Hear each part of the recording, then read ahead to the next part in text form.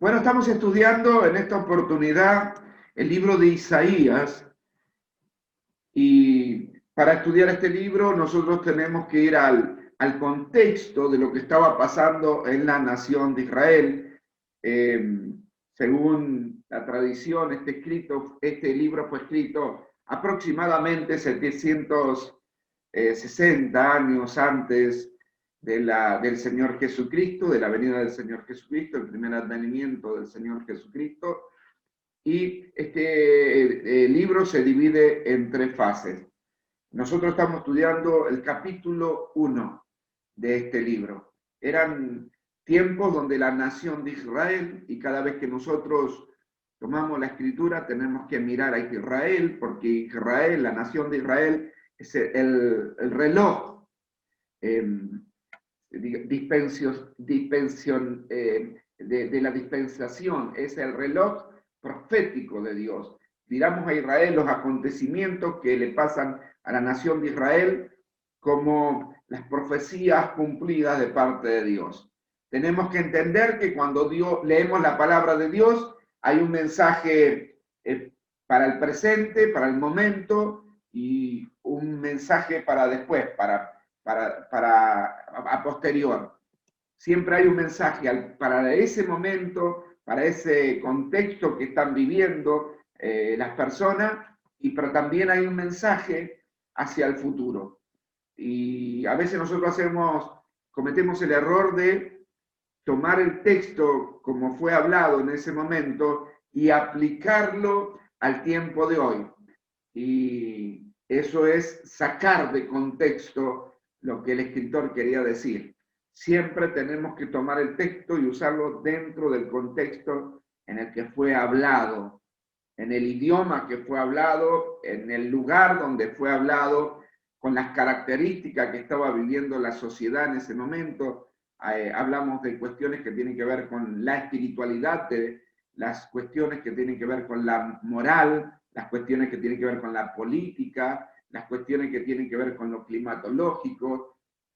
Todo eso nosotros tenemos que mirarlo cada vez que tomamos la escritura y tomamos un texto, porque hay una palabra que fue hablada para ese momento, pero como les dije antes, toda la escritura tiene un mensaje que es para ese momento y un mensaje que es hacia el futuro, hacia el tiempo en el que hoy nosotros estamos viviendo.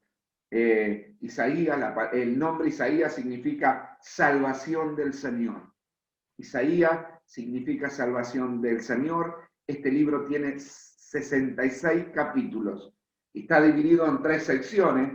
Dios llama a su pueblo. Le dije antes que lo que estaba pasando en esa nación en ese momento era que por causa de la decadencia moral y espiritual de la propia nación de Israel, hablamos del pueblo hebreo, Dios se determina a ejecutar un juicio sobre esa nación, que era primero una nación dividida después de la muerte de Salomón, Jeroboam y Roboam. Jeroboam por el norte y se crea Israel, 10 tribus hacia el norte, y Roboam hacia el sur, 2 tribus llamados Judá. Y todo lo que tenía que ver con Roboam, toda la monarquía a partir de Roboam era línea directa genética o genealógica del rey David, no así el reino del norte. Y como vamos a estudiar en el libro, la nación fue asediada primero por los asirios, todo el reino del norte fue invadida y fue saqueada y fue destruido el reino del norte, y después, a posterior, el reino del sur, Judá, también por los babilonios, fue asediada, fue saqueada, fue destruido el templo, destruida la ciudad, quemado el templo, y fueron llevados cautivos, el resto que había quedado, a Babilonia. Por 70 años ellos fueron llevados cautivos allí. Entonces, en ese contexto de una tremenda decadencia moral y espiritual de la nación de Israel, Dios les habla, porque Dios siempre nos habla ¿Para qué? Para prevenirnos, para anticiparnos los sucesos, para que nos preparemos por lo que va a venir. Si usted mira al Señor Jesucristo, Él en el capítulo 24 del libro de Marcos o en el libro de Lucas, el Señor en el capítulo 21, Mateo 24, del 16 al 22, y Lucas 21, del 5 al 24, el Señor Jesucristo nos está advirtiendo acerca de cómo tenemos que prepararnos para los últimos tiempos, cómo serían las características de los últimos tiempos y cómo nos teníamos que preparar. Hoy la sociedad llama el estar preparado ante una guerra, ante una pandemia, ante un incendio, inclusive hoy en lo laboral, en la sociedad hay diferentes protocolos para conducirse, para prevenir, para estar preparado ante un eventual desastre, ante un eventual problema, cuando no está preparada una sociedad. Nosotros acá tuvimos un caso muy importante hace unos años en la ciudad de Buenos Aires. Se quemó una discoteca llamada Cromañón y esa discoteca no estaba preparada para una situación de un incendio como la que hubo, en el sentido de los elementos de seguridad y de escape, y por lo tanto hubo una pérdida muy grande de jóvenes. Fue en un tiempo festivo, y lamentablemente muchos jóvenes perdieron la vida. ¿Por qué? Porque no había un protocolo de seguridad, de escape rápido de una situación de desastre. Entonces nosotros tenemos que estar preparados como hijos de Dios en todo tiempo para dar,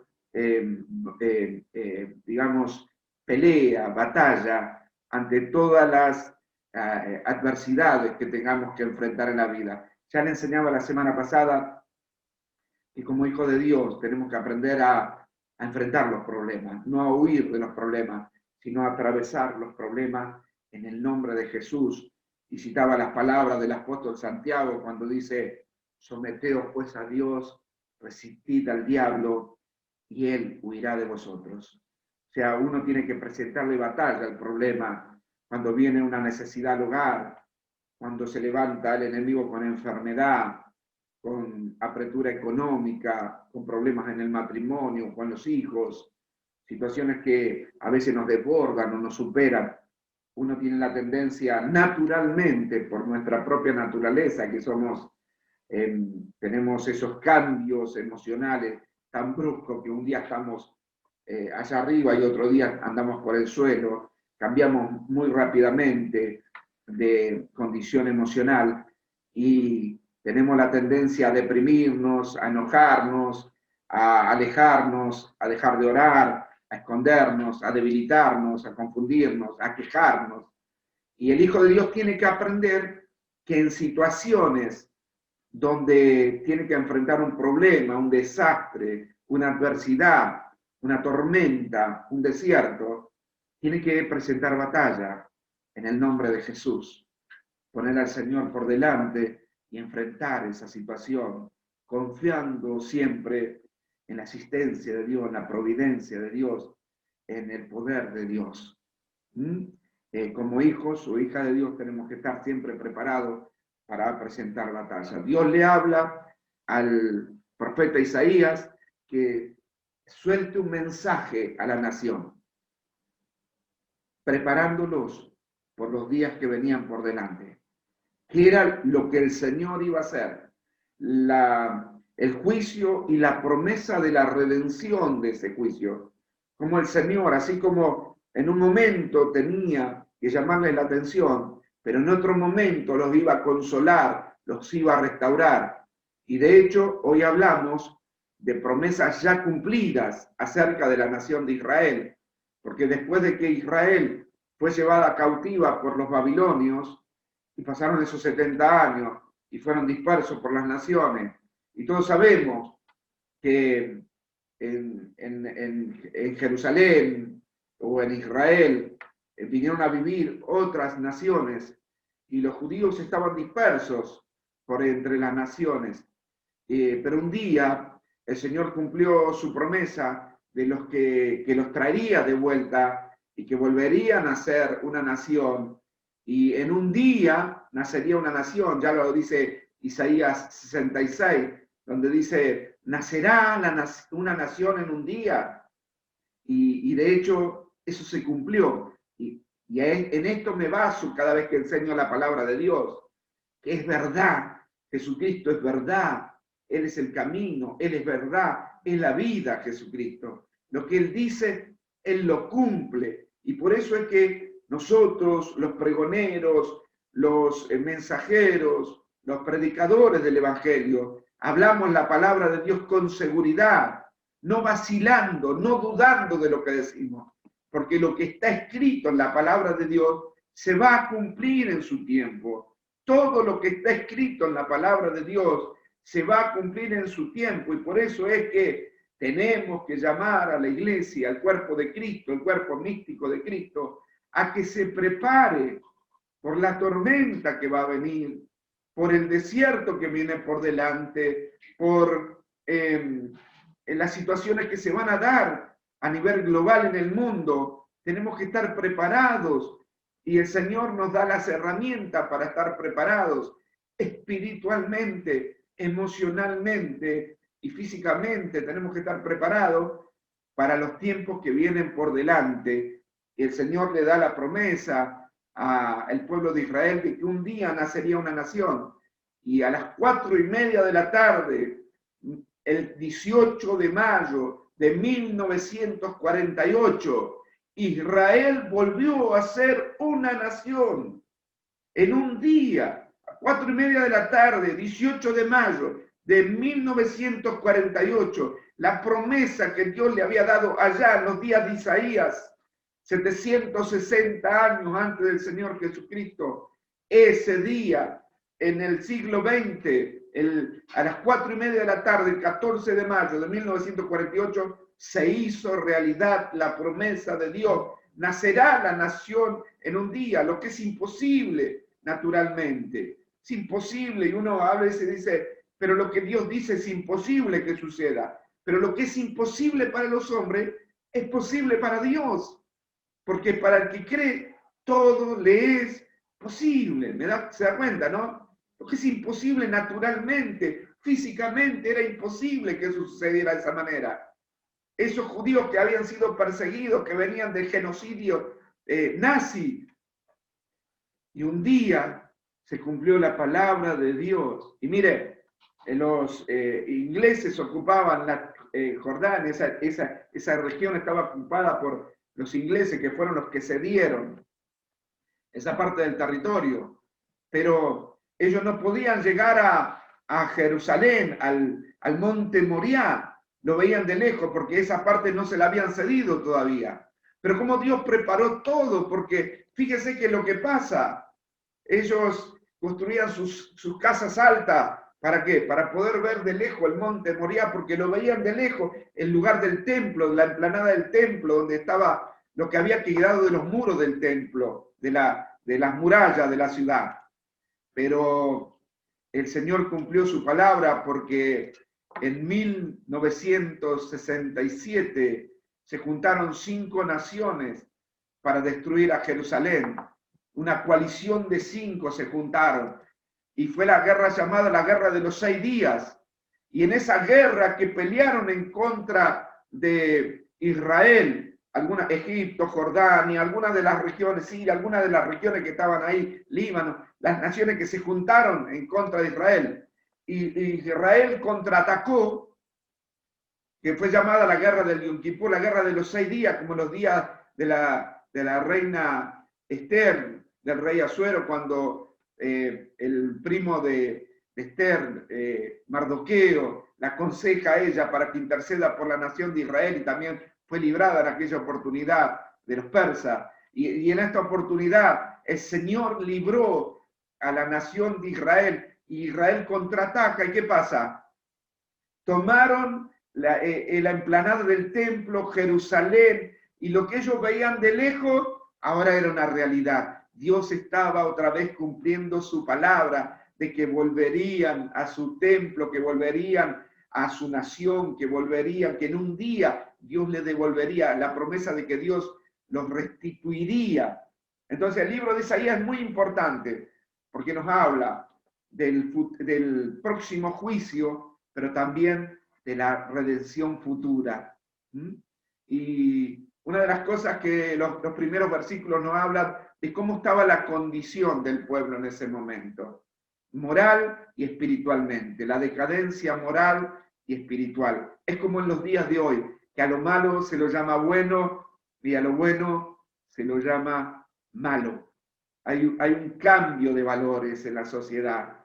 Hoy usted si se atreve de alguna manera a corregir a sus hijos o disciplinarlo, y hasta puede ir arrestado, hasta puede tener una causa penal, porque han cambiado los valores de la sociedad. A lo malo lo llaman bueno y a lo bueno lo llaman malo. Hoy también hay una terrible decadencia moral y espiritual en la sociedad, un alejamiento de la gente de Dios, y también vemos la corrupción en todos los ámbitos, en lo natural y también en las instituciones.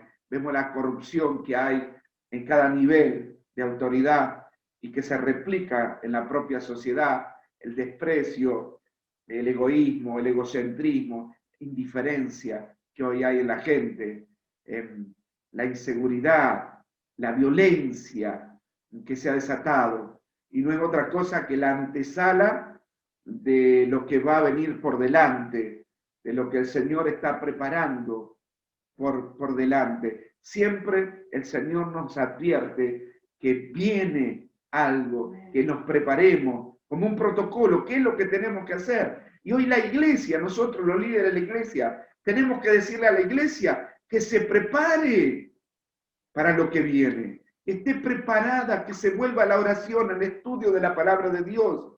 ¿Por qué le digo que esté preparada? Porque si usted estudia la palabra de Dios, que es la verdad, no va a caer en la trampa de la mentira, del engaño, de las falsas filosofías, de las falsas creencias. Muchos toman tiempo estudiando las otras religiones, las otras sectas, los movimientos religiosos para conocer la verdad. Y ese es el gran error, porque usted sabe que lo que usted tiene que hacer es estudiar la palabra de Dios.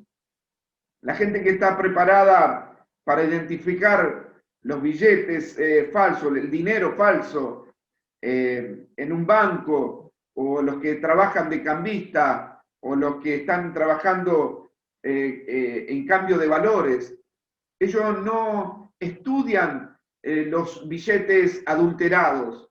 No, se entrenan en saber y conocer cada detalle del original. Porque conociendo cada detalle del original, enseguida van a identificar lo que está adulterado, lo que es falso.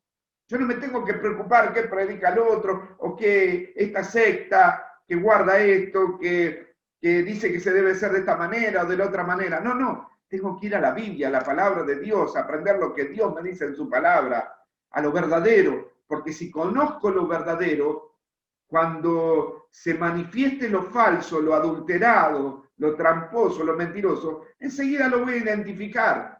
No voy a caer en el engaño, porque voy a estar preparado, entrenado en lo verdadero, en lo que la palabra de Dios me dice en su tiempo, dentro de su contexto, el mensaje que era para ese momento y el mensaje que es a futuro. ¿Me entiende lo que le estoy diciendo?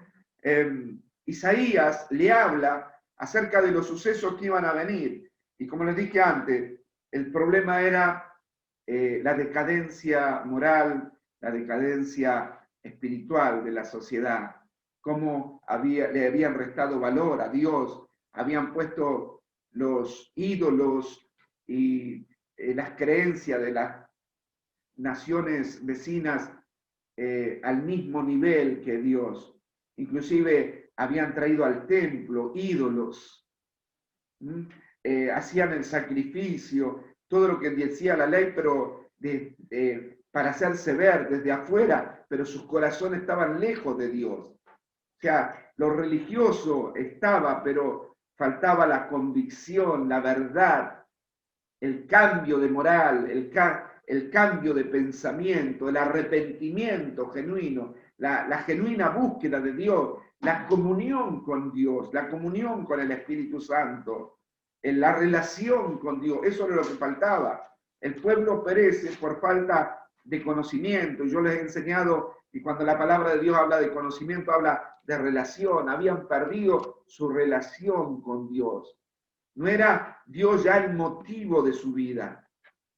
Era acudir a Dios cuando ya no podían más, cuando ya estaban asediados por los enemigos, cuando venía una sequía, cuando venía un problema grande, pero no había un vivir para Cristo, un vivir para Dios, un dejar todo de lado para el Señor. Y Dios nos va advirtiendo a través de los tiempos acerca de los juicios que va a tener. Fíjate, y hacía mención la semana pasada, el juicio en los días de Noé, la primera gran tragedia de la raza humana. En el libro de Génesis, en el capítulo 6, habla de que Dios trajo un juicio, un gran diluvio.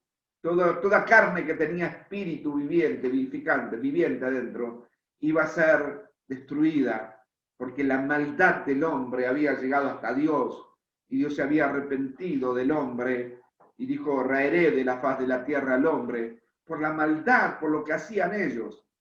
¿Y qué era lo que hacían ellos? Fíjense que dice la Biblia que en los días de Noé, la gente que hacía, vivía su vida para ellos normalmente. Predominaba la violencia, predominaba la lujuria, predominaba el terror. Se habían vuelto saqueadores, asesinos, violentos, violadores, idólatras. Se habían alejado tanto de Dios, era tal el estado de violencia del hombre que la vida no valía nada. Entonces Dios tiene que intervenir y hacer algo, y él haga la primera gran catástrofe de la humanidad, el diluvio. Y si usted ve en el contexto que Dios le habla a Noé, que se preparara, un protocolo, que se preparara Noé, y no, seguía su vida normalmente.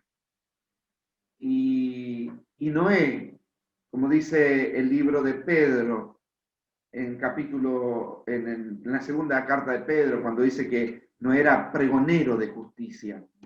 El Señor lo llama Noé, siendo de 600 años tenía Noé cuando el Señor lo llamó ¿a qué? A construir un arca, porque Noé halló gracia delante de Dios.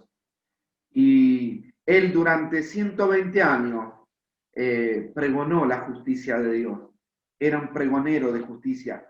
Imagínense que él comenzó a hacer esta gran construcción en el desierto. Y usted se cree que la gente no le preguntaba, ¿qué estás haciendo ahí? ¿Para qué es esto que estás haciendo? Él les contaba, la gente sabía que iba a venir un diluvio, que Noé les decía que Dios ya había determinado un día, una fecha, donde él iba a enviar un diluvio y iba a arrasar con todo, iba a destruir la vida como ellos la conocían hasta ese momento. Sus casas, sus bienes materiales, su familia, todo iba a perecer en un momento. Él les pregonaba, era pregonero de justicia, dice Pedro, no era pregonero de justicia. 120 años le tomó la construcción del arca, y en esos 120 años Noé le decía a la gente, tienen que venir al arca, el único medio de salvación es el arca, no hay otro medio de salvación. Y los que le creyeron a la palabra y a la predicación de Noé fueron sus hijos, sus nueras y nadie más. Fue su familia. Pero él fue pregonero de justicia, les habló a ellos. ¿Y ellos qué hacían? Siguieron su vida normalmente, con sus valores, con su vida social, ocupándose de sus cosas. En cambio, Noé, cuando recibió la advertencia de Dios, el llamado de Dios recibió Noé. ¿Qué hizo Noé? Dejó todo de lado. Para Noé ya no había más vacaciones. Para Noé ya no había la vida de trivial, sino que Noé se ocupó en la obra que Dios le había encomendado a él y a su familia. ¿Se da cuenta? Él dejó todo de lado porque entendió que venía un juicio sobre el mundo y que él se tenía que ocupar de lo que Dios le había ordenado hacer. Es lo que el Señor nos pide a nosotros, la iglesia de Jesucristo, cuando nos llama, que pongamos la prioridad en las cosas de Dios, que dejemos todo lo demás de lado, o sea, que cambiemos nuestros valores. No es que usted no tiene que dejar de trabajar o de criar sus hijos o de construir su casa, es que no puede estar eso por sobre el llamado de Dios. La vida social, la vida familiar, los negocios, los proyectos personales, no pueden estar por sobre el llamado de Dios. El llamado de Dios tiene que ser lo primordial para nosotros. Y todo lo demás es para ocuparnos de nuestro llamado. Porque todo lo que hoy vemos, que nosotros creemos que es tan valioso para nosotros, la casa, el auto, el confort que tenemos, en un instante todo eso va a desaparecer, va a volar por los aires, en un instante. El Señor nos está advirtiendo de eso. ¿Y por qué se lo digo? Porque en el mundo se están dando las características de un cambio. Ya estamos en el clima de la civilización.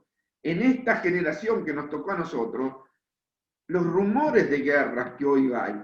Escúcheme, hay naciones que están preparadas bélicamente para destruir a otras naciones. Yo hablaba hoy con mi esposa diciéndole que ya Mikhail Gorbachev, uno de los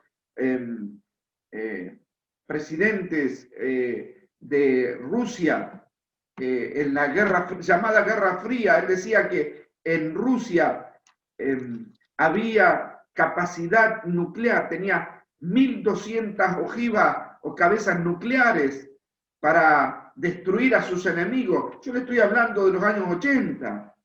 Y ya Estados Unidos tenía su capacidad nuclear, y Francia, y Israel, y la India, y Pakistán, y tienen sus capacidades bélicas. Hace poco se ha hecho un estudio que la capacidad de destrucción masiva que hay en el mundo en este momento puede destruir más de una docena de veces al planeta. Más de una docena de veces pueden destruir toda la humanidad. Solamente con apretar un botoncito.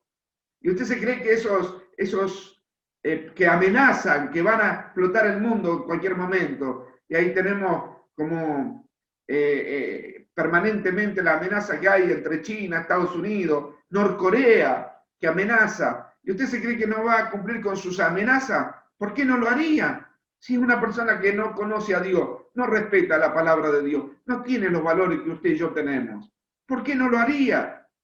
Si Adán y Eva, que eran perfectos, no conocían la maldad, no conocían el pecado, lo único que Dios le pidió es que no comieran de ese árbol. Eran hombres perfectos, no sabían hacer lo malo. Forzaron su naturaleza para desobedecer a Dios. Si esos hombres perfectos, la primera pareja, Adán y Eva, que eran perfectos, desobedecieron a Dios, ¿qué se cree que van a hacer la gente de hoy, los gobernantes de hoy? ¿Usted se cree que van a tener piedad de las naciones, piedad de los niños, piedad de los desnutridos, de los hambrientos? No se equivoque, el hombre cada vez está más lleno de maldad, de odio, de resentimiento, de venganza, de terror, de orgullo, de violencia. Entonces, y nosotros a veces creemos que eso es para algún momento. O pregúntele a la gente de Japón cuando Estados Unidos lanzó las 2 bombas nucleares en Hiroshima y Nagasaki, un ataque militar contra una población civil, destruyendo a miles de personas. En un momento fueron consumidas por el calor de la bomba atómica en un instante. Y cómo nosotros no vamos a estar preparados para el tiempo en el que estamos viviendo. Le estoy hablando espiritualmente preparados, personalmente preparados, en oración, en búsqueda de Dios, haciendo un estudio de la palabra del Señor. En los días de Noé dice que se preparaban para casarse, se daban en casamiento. Y uno cuando se prepara para casarse, ¿qué hace? Hace un proyecto de vida. No se va a casar porque al otro día se va a destruir la humanidad. No le creían a Noé ni a su anuncio. Ellos se preparaban para casarse, como que no escuchaban la advertencia de Noé. Y Noé era un pregonero de justicia. Y un día, ese día llegó y Dios cumplió su palabra. Y acá en los días de Isaías pasaba exactamente lo mismo. ¿Qué pasaba? Fíjese, dice la palabra del Señor. Vamos a leer desde el versículo 4. Isaías capítulo 1, versículo 4. Oh, generación pecadora, la llama el Señor. Una generación que se había alejado de Dios. Se había alejado de Dios, ¿por qué? Porque querían vivir como a ellos les parecía, porque querían ser igual que las demás naciones de la tierra, porque querían parecerse al mundo, como ellos se visten, como ellos hablan, como ellos se comportan, como ellos viven la vida, querían parecerse a las demás naciones. Y el Señor, ¿cómo la llama? Oh, generación pecadoras. Fíjense, dice el versículo 4, el primer capítulo de Isaías.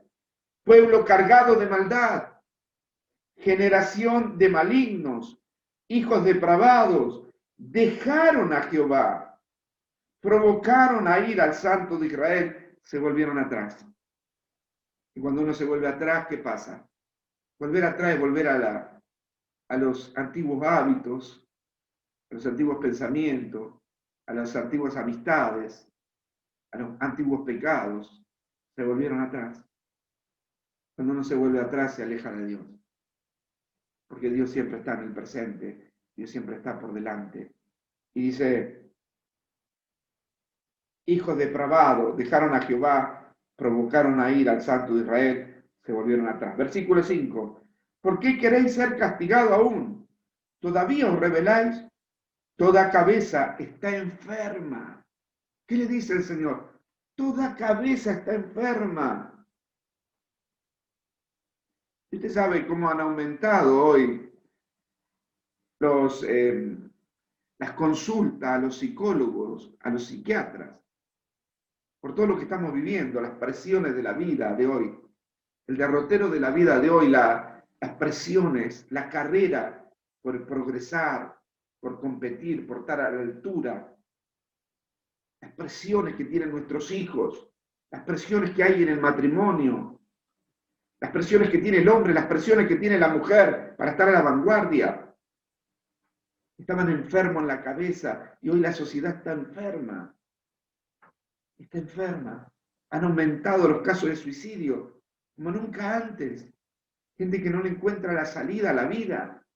Porque uno que llega a esa instancia es que agotó todos los recursos, golpeó todas las puertas, no encontró ayuda, no encontró una salida y toma la determinación de terminar con su vida. Y vemos artistas, gente famosa, gente de influencia, gente reconocida, gente adinerada, científicos, como la gente, millonarios, se quitan la vida.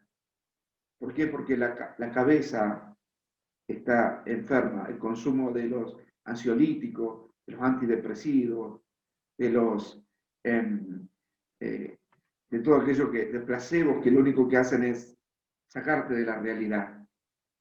La cabeza está enferma de la sociedad. Ahora nosotros tenemos un mensaje de salvación, un mensaje de esperanza, un mensaje de vida, un mensaje de redención, un mensaje de poder. El mensaje de la palabra de Dios es un mensaje de salvación. Te salva el matrimonio, te salva a los hijos, te salva en la salud, te salva mentalmente, te cambia la forma de pensar, te renueva, te da esperanza, te da gozo, te da paz, te da sueños el Señor, le da valor a tu vida, El Señor te renueva, te cambia, te da propósito. Escuchar el llamado de Dios como Dios te está llamando, como Noé. ¿Y qué hizo Noé?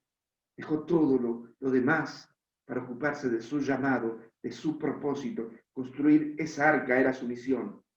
Ese era su propósito. Dejó todo lo demás de lado para cumplir con el propósito y el llamado de Dios, porque el juicio venía y el juicio vino. Y el juicio en los tiempos de Isaías era igual, pero ellos no oyeron, no atendieron, no escucharon, no prestaron atención. Dice, ¿por qué queréis ser castigado aún? Todavía os rebeláis. Toda cabeza está enferma y todo corazón doliente, porque no la estaban pasando bien. No era que disfrutaban. El pecado no se disfruta, hermano. El pecado son 5, 10 minutos, 15 minutos de placer. Y después viene amargura, viene culpabilidad, viene desolación, te sentís vacío, una porquería, te defraudaste a los que más amabas, te defraudaste a vos mismo, defraudaste a Dios. Dice la Biblia que en la boca el pecado es dulce, pero cuando entra al estómago es amargo. Toda cabeza estaba enferma. Dice, y todo corazón estaba doliente. ¿Por qué? Porque sabían que estaba mal. Pero el remedio es volverse a Dios. El remedio es corregir el error. El remedio es dejar el pecado. Volver al regazo del Padre. Volver al propósito y al llamado de Dios para nuestra vida, que es lo que Dios le está pidiendo a la iglesia en este tiempo. Que predique la palabra, que predique la palabra, que predique la palabra. Dios llama a la iglesia que predique la palabra, porque cuando prediquemos la verdad, toda mentira va a caer. Todo lo que es falso, todo lo que está adulterado, no va a tener valor cuando prediquemos la verdad. Pablo le dice a Timoteo, predica la palabra en todo tiempo, prepárate para predicar la palabra en todo tiempo. Instruye, redarguye, haz obra de evangelista, predica la palabra en todo tiempo. Prepárate porque te van a juzgar, prepárate para tu problema gástrico, porque te van a presionar por predicar la palabra. Porque Pablo lo había dejado a cargo de la iglesia de Efeso. Efeso era la tercera capital más importante de Roma. Era una metrópoli, la tercera más importante de Roma. Si usted ve hoy las ruinas de Efeso, lo que era el Asia Menor, todo desembocaba en Efeso, que era un puerto mercantil muy importante. Todo pasaba por Efeso. Y Pablo le encarga a Timoteo esa iglesia, una iglesia de miles de personas. En esa iglesia de Efeso predicó Pablo, Silas, Tito. Fue una iglesia muy importante, con muchos miembros, pero una iglesia que en menos de 100 años cayó en la decadencia también. ¿Por qué? Porque las presiones de afuera se dejaron presionar por la cultura, por la sociedad de ese momento, por las costumbres, por los pensamientos, por la filosofía de ese momento. Lo dice el libro de Apocalipsis cuando le dice, yo conozco tus obras, la iglesia de Efeso, que has hecho esto, que has hecho lo otro, pero has perdido tu primer amor. En esto tengo contra ti, que has dejado tu primer amor. Entonces, ¿qué le pasaba al pueblo de Dios en los tiempos de Isaías? Su cabeza estaba enferma, su corazón estaba doliente. Dice, desde la planta del pie hasta la cabeza no hay en él cosa sana, sino herida, hinchazón, podrida llaga. No están curadas, ni vendadas, ni suavizadas con aceite. Ese sentimiento que hay adentro de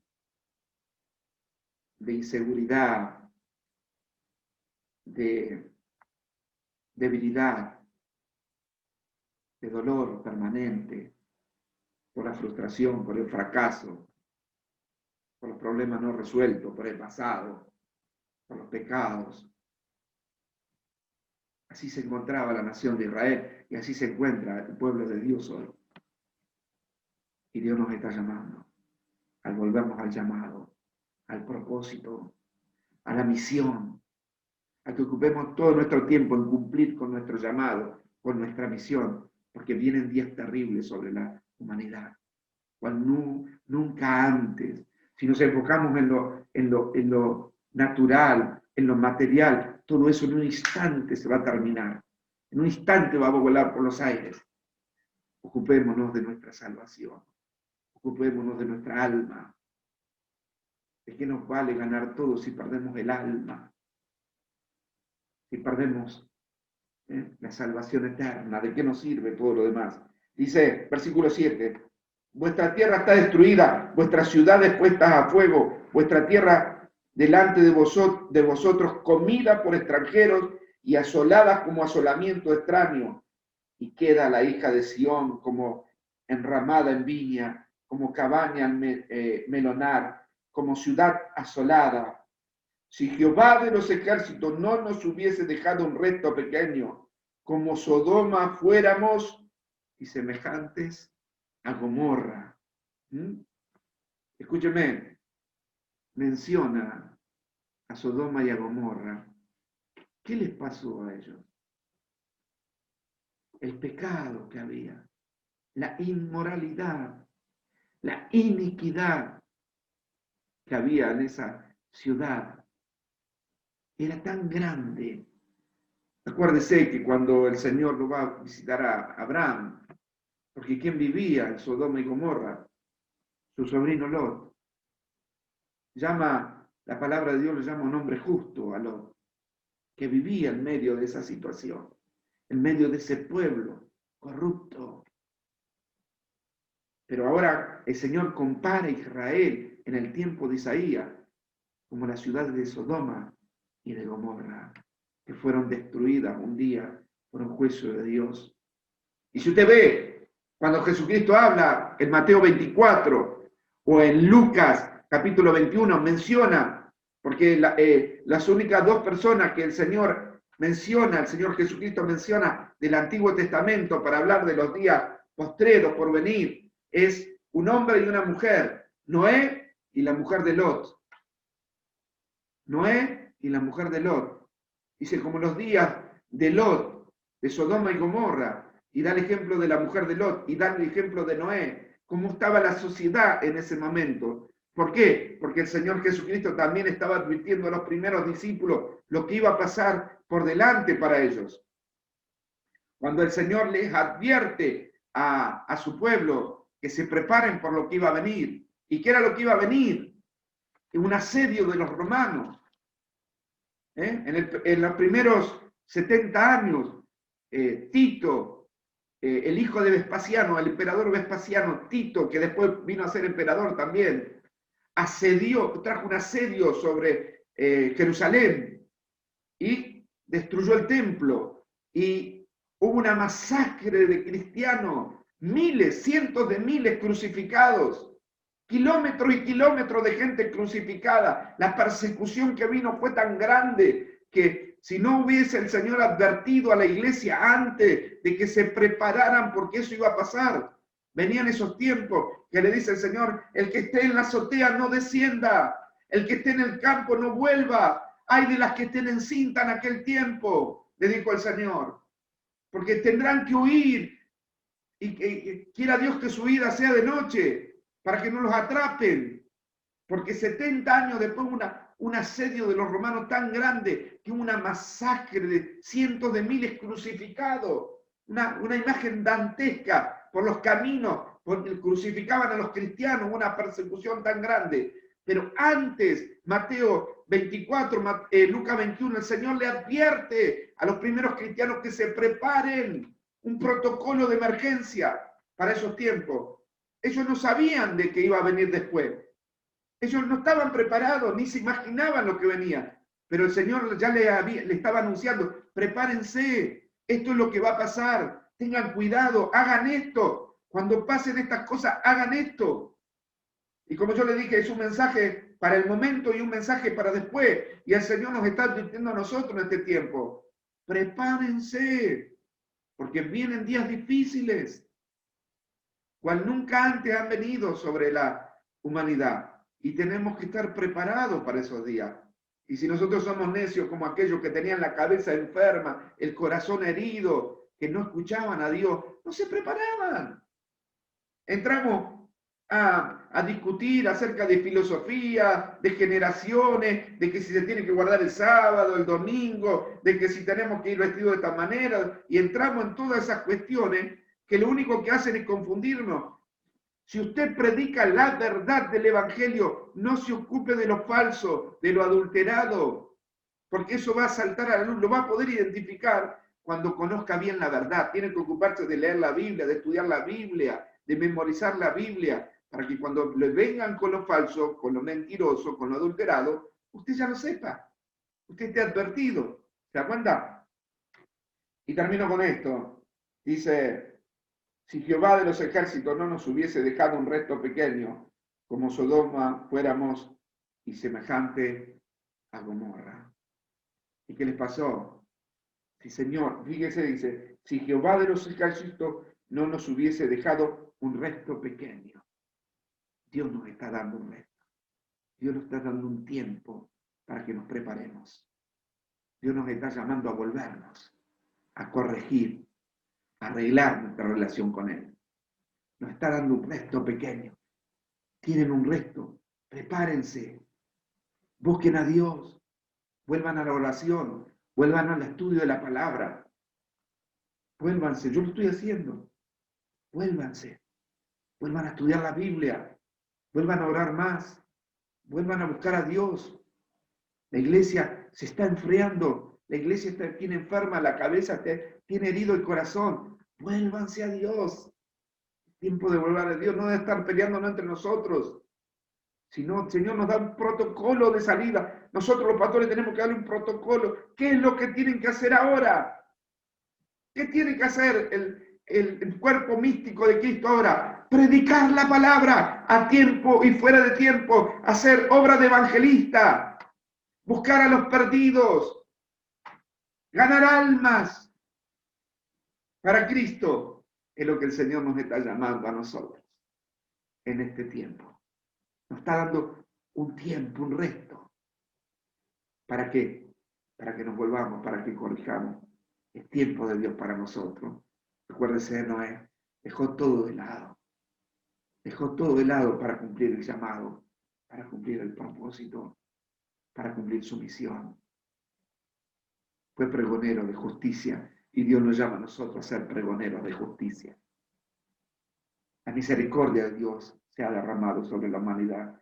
Es un tiempo de gracia, donde Dios llama al perdido, al equivocado, al pecador, al arrepentimiento.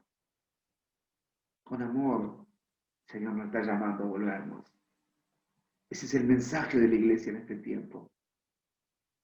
Vuélvanse a Dios. Vienen tiempos difíciles. Vuélvanse a Dios para poder salvarse. Hay un solo medio de salvación, un solo camino al cielo. Es Jesucristo. El único camino, la única arca de salvación es el Señor Jesucristo. Escuchen la voz de Dios. Obedezcan su palabra. Vuélvanse a Dios.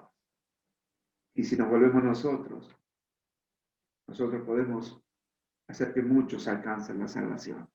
Dios quiere usar nuestra vida, pero de ninguna manera Dios va a usar un vaso que no esté limpio. Por eso nos da un resto. ¿Para qué? Para que se sane nuestra cabeza, para que se cure nuestra herida, para que el Señor pueda usarnos, para que Él a través nuestro pueda llevar este mensaje de fe y de esperanza a todo aquel que hoy está sin Dios y sin fe, desorientado en la vida, perdido en la vida.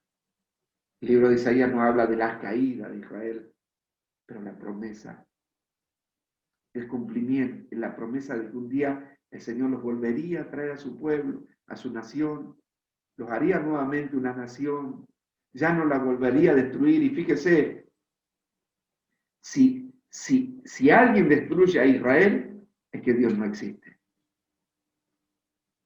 Pero Israel es el pueblo de Dios. Y Dios dijo un día, dice Joel, en un día los volveré a traer a su tierra.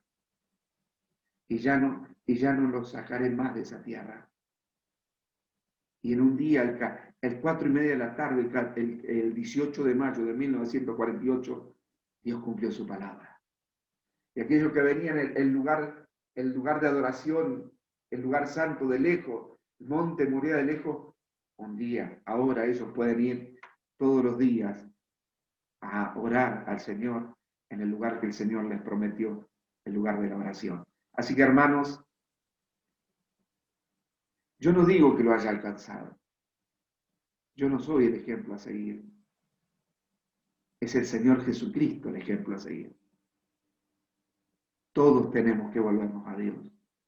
Todos tenemos un tiempo que Dios nos está dando para corregirnos y encaminarnos nuevamente al propósito y al llamado de Dios.